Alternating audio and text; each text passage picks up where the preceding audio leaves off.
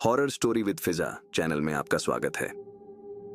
आज हम आपको लेकर चलेंगे एक ऐसी डरावनी जगह की ओर जहां कदम रखते ही आपकी रूह कांप उठेगी।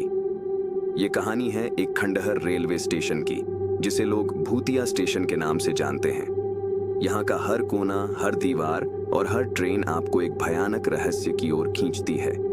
कई सालों से यह स्टेशन वीरान पड़ा है, लेकिन क्या सच में यह खाली है, या फिर यहाँ कुछ ऐसी आत्माएं हैं जो अपनी अधूरी कहानी को दोहराती रहती हैं।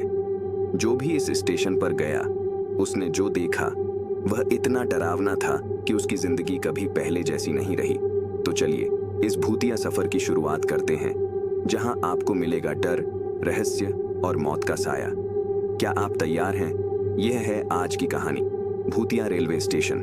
उस रात आसमान में बादल छाए हुए थे और हवा एक अजीब सी सिहरन पैदा कर रही थी। राजेश ने अपने दोस्तों से सुना था कि शहर से करीब 50 किलोमीटर दूर एक रेलवे स्टेशन है जिसे भूतिया स्टेशन कहा जाता है। वह अकेला था, लेकिन रोमांच और खौफ की तलाश में उसने तय किया कि वह इस जगह की हकीकत जानेगा। लोग कहते थे कि इस स्टेशन पर रात के बाद जो भी गया वो वापस नहीं लौटा। कई पुराने किस्से थे जिनमें लोग अचानक गायब हो जाते थे और प्लेटफॉर्म पर भूतियां आवाजें गूंजती थीं। राजेश बाइक पर निकल पड़ा और जैसे जैसे वह स्टेशन के करीब पहुंचा, सड़क सुनसान और डरावनी होती गई। चारों ओर घना जंगल था और एक हल्की सी धुंध चारों ओर फैल रही थी। रात के करीब 11:30 पर राजेश स्टेशन पहुंचा। स्टेशन बिल्कुल वीरान था। किसी जमाने में यह एक व्यस्त रेलवे स्टेशन रहा होगा, लेकिन अब यह खंडहर में तब्दील हो चुका था। छतें टूटी हुई थीं, प्लेटफॉर्म पर घास उग आई थी और हर जगह सीलन की बदबू थी। पुराने टूटे बिखरे बोर्ड और लटकी हुई जंग लगी घड़ियां जैसे समय को रोक चुकी थीं। स्टेशन पर पहुंचते ही राजेश को एक अजीब सा एहसास हुआ। ऐसा लगा जैसे कोई उसे देख रहा हो। उसकी रीढ़ की हड्डी में सिहरन दौड़ गई, पर वह खुद को समझाता रहा कि ये सिर्फ उसका वहम है। उसने अपना कैमरा निकाला और स्टेशन की तस्वीरें लेने लगा। अचानक उसके कैमरे की स्क्रीन पर एक छाया झलकी, मानो कोई शख्स उसके पीछे खड़ा हो। वह पलटा, पर वहां कोई नहीं था। उसकी सांसें तेज हो गईं। उसने महसूस किया कि हवा और भी ठंडी हो गई है। तभी उसे ट्रेन की सीटी की आवाजें सुनाई दी। राजेश स्तब्ध हो गया। स्टेशन पर कोई ट्रेन नहीं आती थी, कम से कम पिछले 40 सालों से। उसने इधर उधर देखा और प्लेटफॉर्म के दूर कोने पर उसे एक पुरानी धुंधली ट्रेन आते दिखी। ट्रेन बिल्कुल पुराने जमाने की थी, लकड़ी की खिड़कियों वाली, जैसे कई दशक पहले की हो। ट्रेन धीमी होकर प्लेटफॉर्म पर रुकी और दरवाजे अपने आप खुल गए। राजेश का दिल धड़कने लगा। उसकी पूरी हिम्मत जवाब दे रही थी, लेकिन उसकी उत्सुकता उसे खींच रही थी। तभी ट्रेन से एक आदमी उतरा। उसकी आंखें गहरी काली थीं, चेहरा सफेद और भावहीन। उसने राजेश की ओर देखा और धीरे से मुस्कुराया, लेकिन वह मुस्कान इतनी भयानक थी कि राजेश को पसीना आ गया। आओ, ट्रेन तुम्हारा इंतजार कर रही है, उस आदमी ने धीमे और घने स्वर में कहा। उसकी आवाज में कुछ ऐसा था जैसे किसी और दुनिया से आई हो। राजेश घबराया। उसने पीछे हटने की कोशिश की, पर उसके पैर जड़ हो गए। वह जैसे किसी अदृश्य ताकत से बंधा हुआ महसूस करने लगा। तभी उसे ट्रेन के अंदर से किसी के रोने की आवाज आई। आवाज दर्द और चीख से भरी हुई थी, जैसे कोई मदद की गुहार लगा रहा हो। राजेश की नजर ट्रेन के अंदर पड़ी और उसने देखा कि खिड़की के पास एक महिला बैठी थी। उसके हाथ बंधे हुए थे और उसकी आंखों से खून की धार बह रही थी। वह चिल्ला रही थी, लेकिन उसकी आवाज ट्रेन के अंदर ही खो जाती थी। राजेश की आंखें फैल गईं। उसकी समझ नहीं आ रहा था कि वह क्या करे। तभी प्लेटफॉर्म के दूसरे कोने से उसे कुछ और लोगों की परछाइयां दिखीं। वे धीरे धीरे उसकी ओर बढ़ रही थीं। वे इंसानों जैसे नहीं लग रहे थे। उनके हाथ पैर टेढ़े मेढ़े थे और उनकी आंखों की जगह सिर्फ गहरे काले गड्ढे थे। राजेश अब पूरी तरह से घबराया हुआ था। उसे एहसास हुआ कि अगर वह यहाँ और रुका तो शायद वह भी उन लापता लोगों में शामिल हो जाएगा जिनका कोई सुराग नहीं मिला। उसने भागने की कोशिश की, लेकिन उसका शरीर जैसे बंधा हुआ था। तभी पीछे से किसी ने उसके कंधे पर हाथ रखा। वह बुरी तरह कांप गया और धीरे धीरे मुड़ा। वहां एक बूढ़ा आदमी खड़ा था। उसकी आंखें सफेद और मृत थीं। तुम भी हमारे साथ आओगे, उसने धीमी और भयानक आवाज में कहा। उसके मुंह से धुआं निकल रहा था, जैसे वह जीवित नहीं बल्कि कोई प्रेतात्मा हो। राजेश ने अपनी सारी हिम्मत जुटाई और जोर से चिल्लाया। अचानक वह बांध टूट गया जिसने उसे रोका हुआ था। उसने जितनी तेज दौड़ सकता था दौड़ना शुरू कर दिया। उसके पीछे अजीब सी आवाजें आ रही थीं, जैसे कोई उसका पीछा कर रहा हो, लेकिन वह मुड़कर देखने की हिम्मत नहीं जुटा सका। जब वह जंगल पार कर वापस सड़क तक पहुंचा तो उसने पलट कर देखा। स्टेशन दूर धुंध में खो चुका था, पर उसकी ट्रेन अब भी दिखाई दे रही थी, जैसे वह राजेश का इंतजार कर रही हो।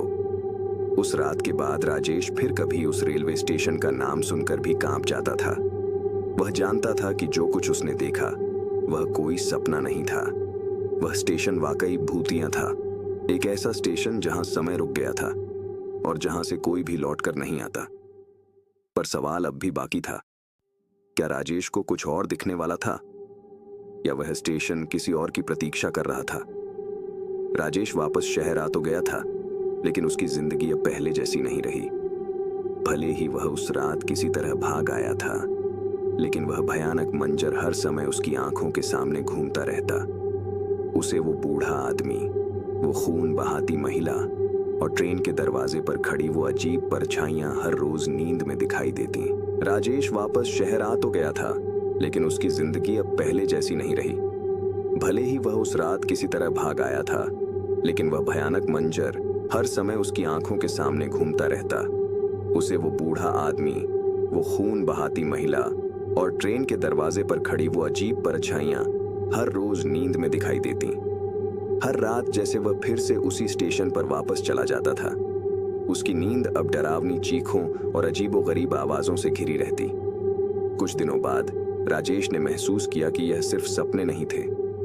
एक रात जब वह सो रहा था, उसे लगा जैसे कोई उसे देख रहा हो। उसने धीरे धीरे आंखें खोलीं और अपने कमरे के कोने में धुंधली परछाई देखी।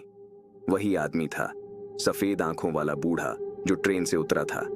वह उसे ठंडी बेजान आंखों से घूर रहा था। राजेश के मुंह से चीख निकलने ही वाली थी कि वह परछाई हवा में घुल गई। सुबह होते ही राजेश ने अपने कुछ दोस्तों को बुलाया। उसने उन्हें पूरी कहानी सुनाई। हालांकि उसके दोस्त पहले तो उसकी बातें सुनकर हंसे, लेकिन राजेश के चेहरे पर फैली घबराहट देखकर वे समझ गए कि मामला गंभीर है। उनमें से एक दोस्त अनुज ने सुझाव दिया कि शायद वे सभी मिलकर स्टेशन पर फिर से जाएं और वहां के रहस्य का पता लगाएं। राजेश को पहले तो यह विचार पागलपन भरा लगा, लेकिन फिर उसे लगा कि हो सकता है कि वहां जाकर वह इस डर से हमेशा के लिए छुटकारा पा सके। अगली रात अनुज और बाकी 3 दोस्त रवि, संजय और नीना राजेश के साथ उस भूतिया रेलवे स्टेशन की ओर रवाना हुए। रास्ते में सबने माहौल हल्का करने की कोशिश की, लेकिन राजेश अब भी डर के साए में था। उसकी आंखों में वही पुराना खौफ साफ दिखाई दे रहा था। जब वे स्टेशन के करीब पहुंचे तो वातावरण फिर से वैसा ही अजीब हो गया। हवा में वही अजीब ठंडक थी और चारों ओर अंधेरा घना हो चुका था। स्टेशन पर पहुंचते ही चारों दोस्तों ने टॉर्च जलाकर प्लेटफॉर्म का जायजा लिया। हर कोने पर पुरानी टूटी फूटी चीजें पड़ी थीं और जगह जगह दीवारों पर अजीब से निशान थे, जैसे किसी ने खून से कुछ लिखा हो, लेकिन वह समझ में नहीं आ रहा था। यहाँ कुछ अजीब सा है, नीना ने कहा। उसके हाथ कांप रहे थे। तभी अचानक हवा में एक ठंडी सरसराहट दौड़ी और चारों ओर अजीब सी आवाजें गूंजने लगीं, जैसे बहुत सारे लोग एक साथ कुछ कह रहे हों, लेकिन शब्द अस्पष्ट और खौफनाक थे। राजेश ने इशारा किया और सबने देखा कि प्लेटफॉर्म के दूर छोर पर वही पुरानी ट्रेन धीरे धीरे धुंध से उभरती आ रही थी। यह वो ट्रेन है, राजेश ने कांपती आवाज में कहा। रवि ने हिम्मत करके आगे बढ़ने की कोशिश की, लेकिन उसके कदम जैसे जमीन से चिपक गए। अचानक ट्रेन के दरवाजे फिर से खुद ब खुद खुले और वही बूढ़ा आदमी ट्रेन से उतरा। उसकी आंखें अब और भी गहरी और बेजान दिख रही थीं, जैसे वे अंधकार से भरी हों। तुम लौट आए, वे आदमी धीमे से बोला और उसकी आवाज चारों ओर गूंजने लगी। सभी दोस्त स्तब्ध खड़े थे, किसी की भी हिम्मत जवाब दे रही थी।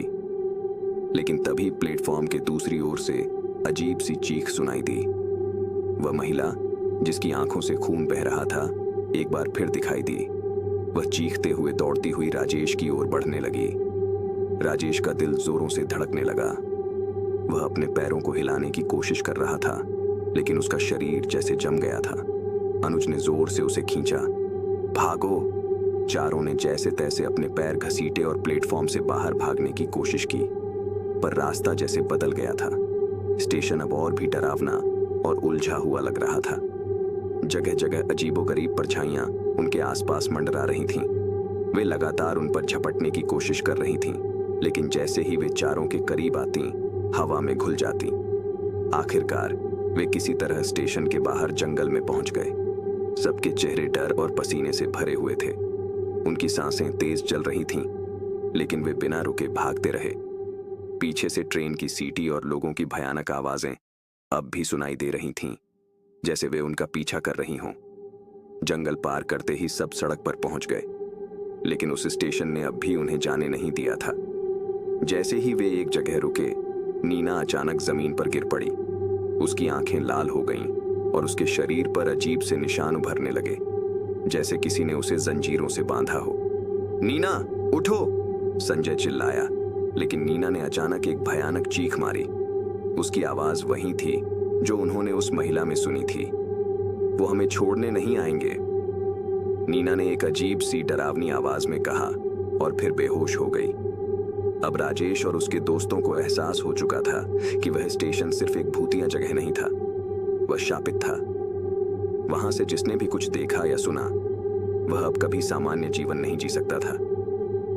नीना के बेहोश होने के बाद सबके दिलों में खौफ और भी बढ़ गया था। राजेश के हाथ कांप रहे थे और उसकी आंखों में डर साफ झलक रहा था। वह समझ चुका था कि वह और उसके दोस्त एक भयानक जाल में फंस चुके हैं। उस स्टेशन की प्रेतात्माओं ने उन्हें निशाना बना लिया था। संजय ने तुरंत नीना को कंधे पर उठाया और सब तेजी से शहर की ओर भागने लगे। लेकिन जैसे जैसे वे आगे बढ़ते, उन्हें महसूस हुआ कि रास्ता और भी लंबा और अंधकारमय हो गया है। जंगल की सरसराहट और अजीब सी आवाजें उनके चारों ओर गूंज रही थीं, मानो वे कहीं से बाहर नहीं निकल सकते। रास्ते में राजेश को लगा कि कोई उनका पीछा कर रहा है। उसने पलट कर देखा तो धुंध के बीच वही बूढ़ा आदमी दूर से उनकी ओर घूर रहा था। उसकी खाली आंखों में घोर अंधकार था, जैसे वह हर कदम उनके ओर करीब आ रहा हो। राजेश ने अब सबको रुकने की हिम्मत नहीं की। वह जानता था कि अगर वह रुके तो कुछ भयानक होने वाला था। थोड़ी दूर चलने के बाद अंत में वे लोग शहर के बाहरी इलाके में पहुंचे। वहां की रोशनी उन्हें कुछ पल के लिए सुरक्षित महसूस हुई। संजय ने नीना को एक बेंच पर लिटाया और अनुज ने पानी का बोतल निकाला। नीना के होश धीरे धीरे लौट रहे थे, लेकिन उसकी आंखों में डर और दर्द साफ दिखाई दे रहा था। उसकी हालत देखकर सभी के चेहरे पर गहरी चिंता थी। अब क्या करें? रवि ने कांपती आवाज में पूछा। हमें किसी विशेषज्ञ से बात करनी होगी, अनुज ने कहा। यह कोई साधारण भूतिया किस्सा नहीं है, यह कुछ ज्यादा बड़ा और खतरनाक है। राजेश ने सिर हिलाया, लेकिन उसकी आंखें अभी भी खाली थीं। वह जानता था कि उस स्टेशन से कोई भी यूं ही बच नहीं सकता।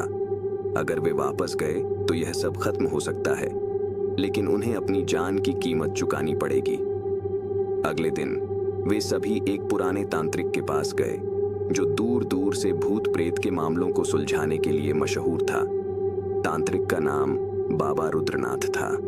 उनके पास पहुंचते ही राजेश ने उन्हें पूरी घटना बताई।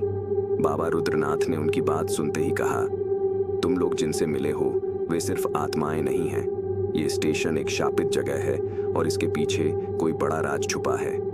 लेकिन हमें इनसे छुटकारा कैसे मिलेगा? अनुज ने सवाल किया।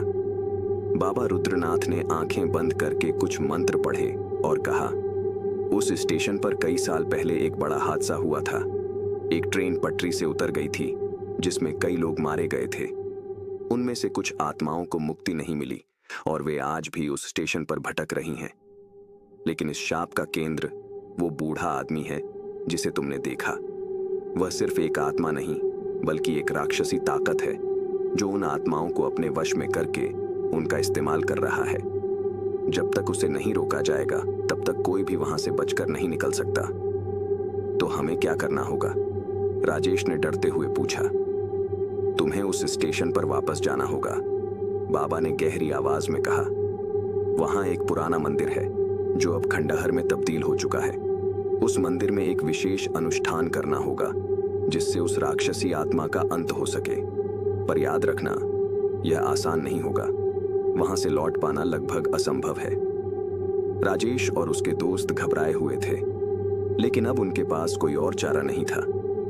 उन्हें पता था कि अगर उन्होंने कुछ नहीं किया तो वह स्टेशन उन्हें हमेशा के लिए अपनी गिरफ्त में ले लेगा।